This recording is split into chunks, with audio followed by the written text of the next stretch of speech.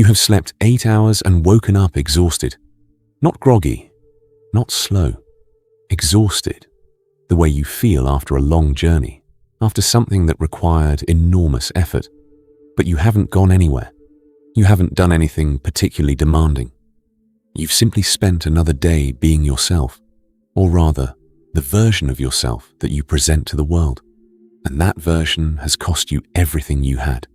Most people, when they reach this point, accept the explanation that culture offers. They are burnt out. They are overstimulated. They need better sleep hygiene, better nutrition, more exercise, less screen time. And so they optimize.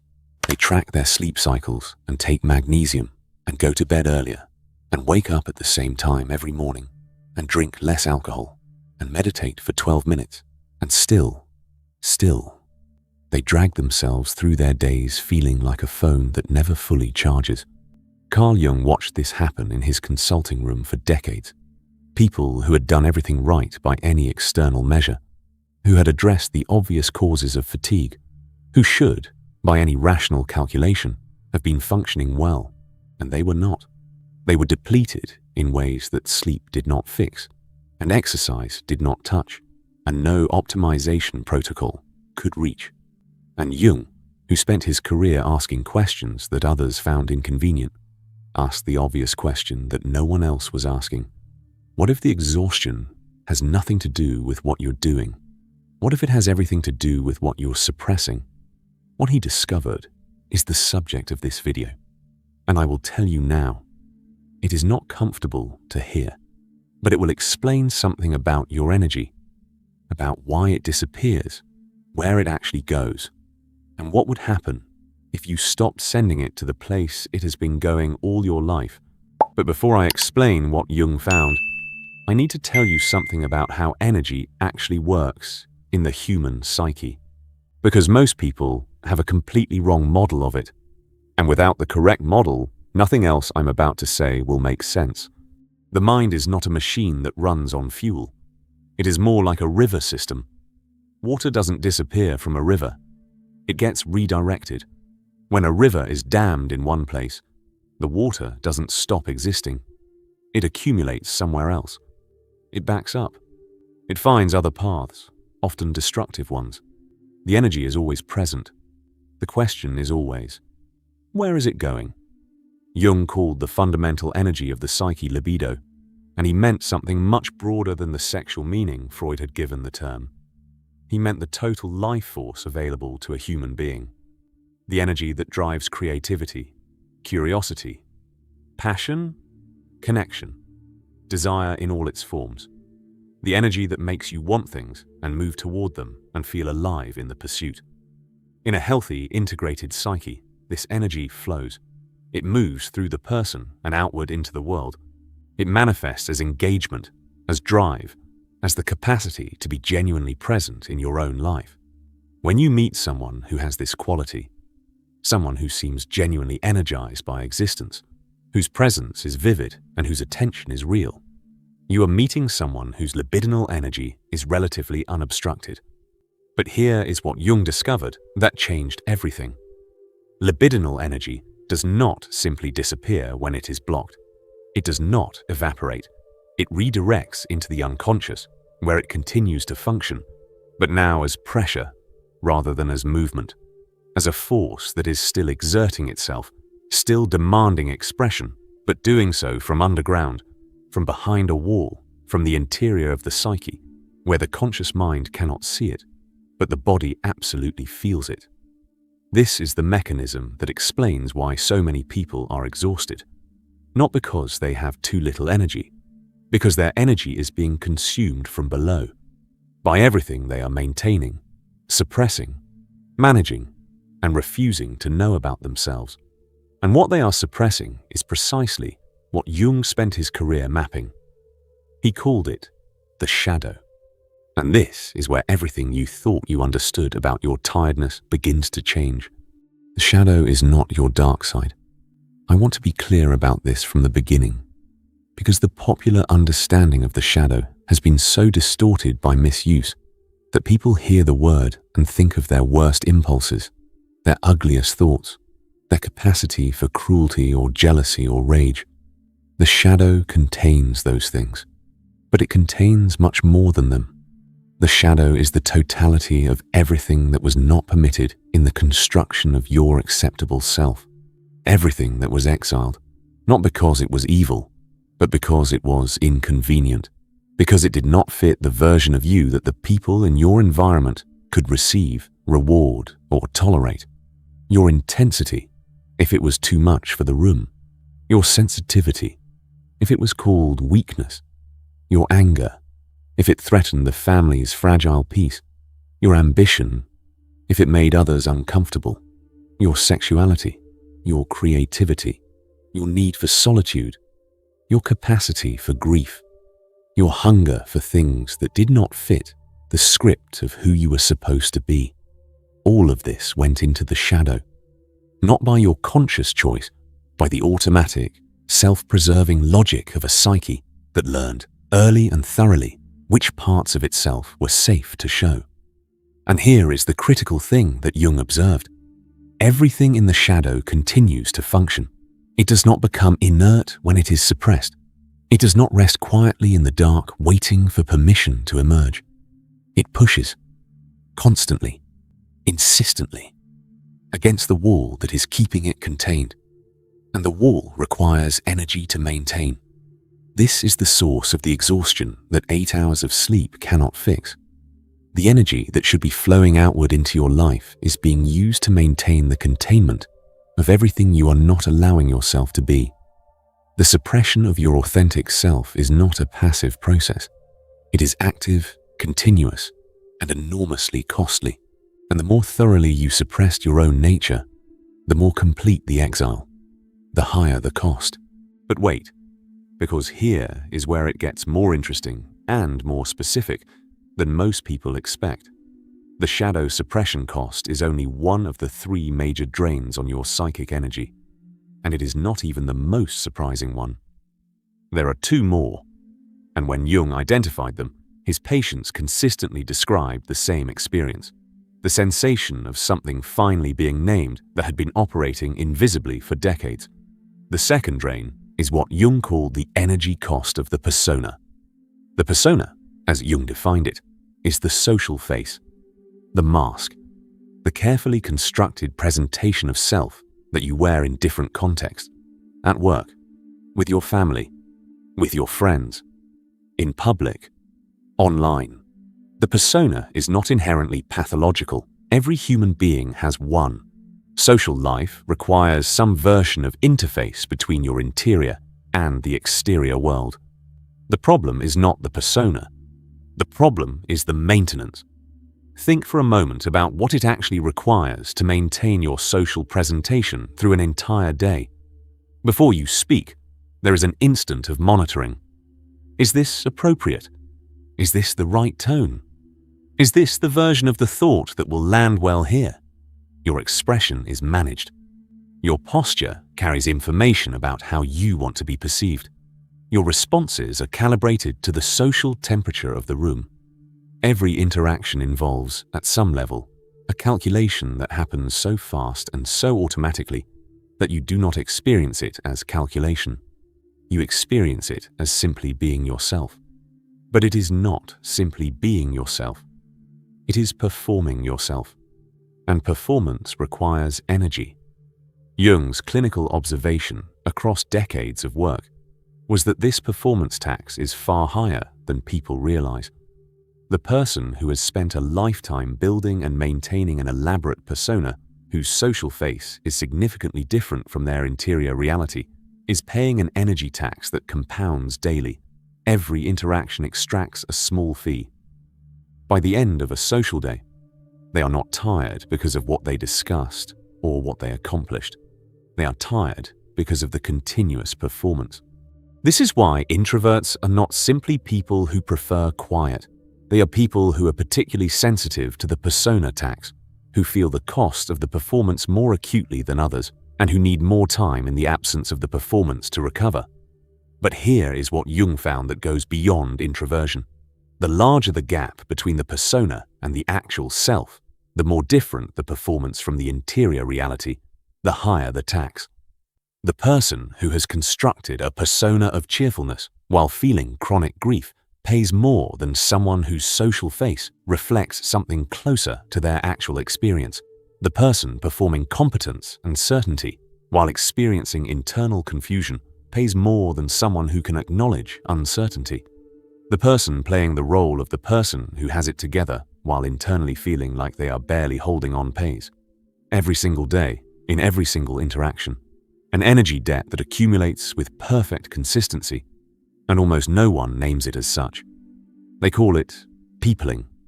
They call it being drained by social interaction.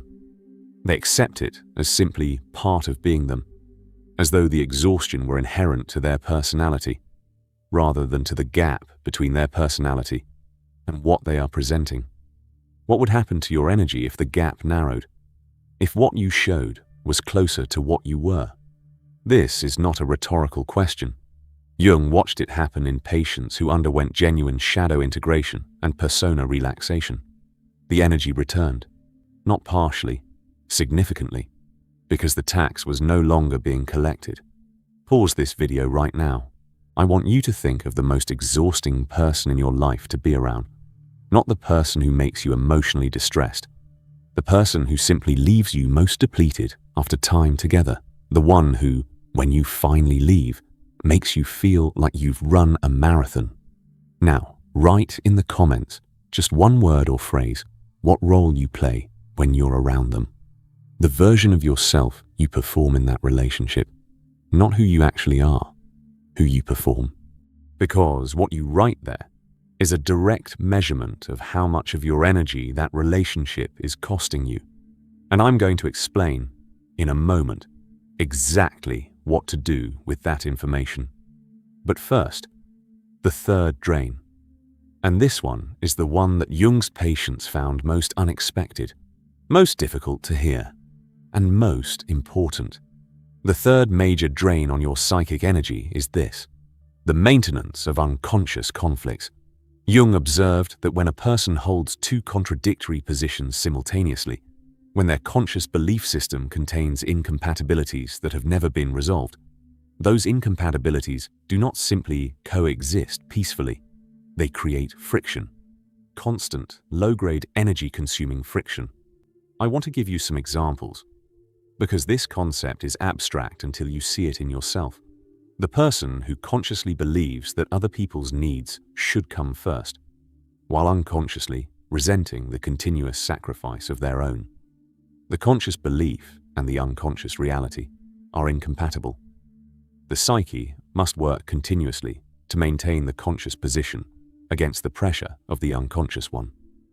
The person who has consciously committed to a life path, a career, a relationship, a way of being, while at some level knowing that this path was chosen from obligation or fear rather than genuine desire. The surface commitment and the underground doubt are in constant tension. The person who has constructed an identity around being calm and measured and unaffected, while underneath, a depth of feeling that has never been given legitimate expression creates persistent pressure against the surface identity. In each case, the psychic energy is being consumed not by anything you are doing, but by the ongoing work of maintaining the contradiction, of keeping the incompatible pieces from colliding, of holding the structure together when the structure contains internal tension that would, if left to its natural resolution, tear it apart. Jung called these unresolved tensions complexes, and he found that the complexes with the most energy, the most costly ones in terms of their drain on the person, were almost always the ones that had been maintained longest. The contradictions that had been in place since childhood, that the person's entire identity had been built around, that had been reinforced and defended and maintained through every subsequent developmental stage. These were the ones that showed up in his patients' bodies as chronic tension in the jaw, in the shoulders, in the gut, as the inexplicable tightening that arrives in certain conversations, as the physical weight that some days seems to have no external cause, as the particular exhaustion of someone who has been holding something in place, underwater, for 30 years, Now, I have described 3 major drains on your psychic energy, but I have not yet told you what Jung believed was the most important thing about them. They are not permanent. They are not constitutional. They are not the inevitable price of being the particular person you are. They are the cost of a specific configuration, the configuration in which the authentic self is partially suppressed. The persona is significantly different from the interior reality, and the unconscious conflicts are left unexamined, and configurations can change. But before I tell you what Jung believed about that change, about how the energy actually returns, and what happens to a person when it does, I need to address something that you are probably thinking right now, because there is an objection to everything I have described that will have formed in your mind. A reasonable, intelligent objection. And if I do not address it, it will sit between you and everything that comes next. The objection is this: if the suppression of the shadow costs so much energy, and the persona tax is so significant, and the unconscious conflicts are so draining, why does everyone not simply stop suppressing, stop performing, stop maintaining the contradictions? Why does the depletion continue if the solution is available?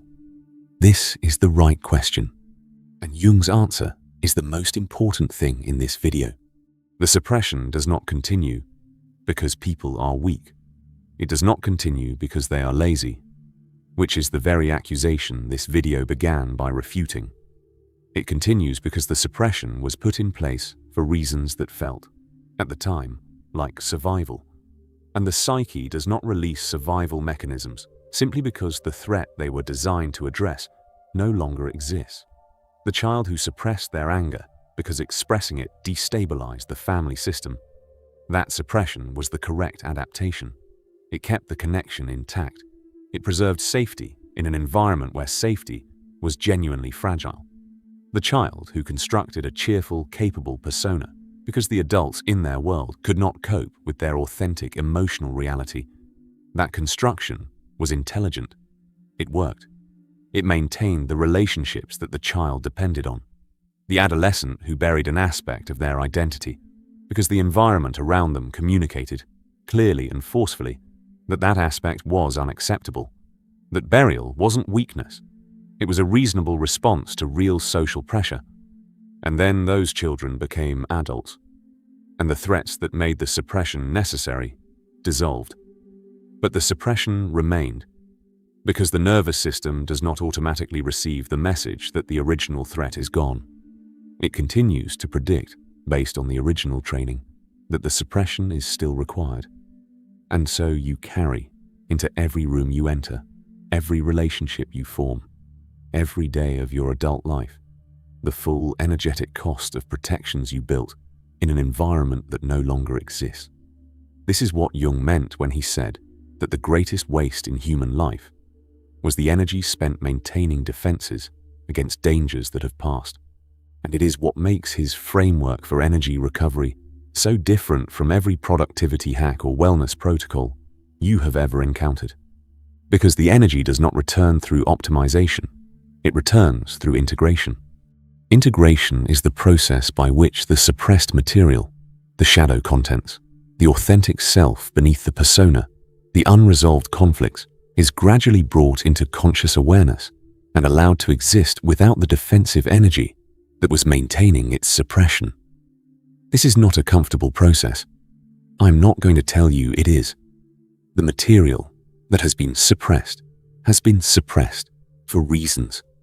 When it begins to surface, through therapy, through dreams, through the particular destabilizations of crisis and loss and transition, it does not arrive in a neat, manageable form. It arrives with the force that corresponds to how long and how thoroughly it has been contained. But Jung's clinical observation, repeated across 40 years and hundreds of patients, was consistent and unambiguous. The people who undertook genuine integration work did not simply feel psychologically better. They felt energized in ways that astonished them, ways that bore no relationship to any external change in their lives. They slept the same hours and needed less recovery. They did the same work and felt less depleted. They inhabited the same life and found more of themselves available to inhabit it with. Because the energy that had been maintaining the suppression, the enormous ongoing cost of the shadow containment, the persona tax, the complex maintenance, was available now for something else, for living. This is what genuine integration looks like from the inside, not the dramatic experience of healing that wellness culture tends to promise.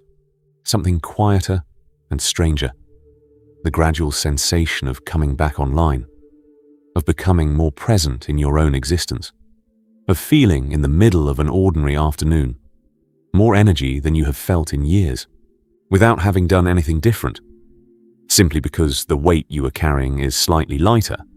There is one more thing that Jung observed about this process that I want to leave you with, because it addresses the most common misunderstanding about shadow integration and energy recovery.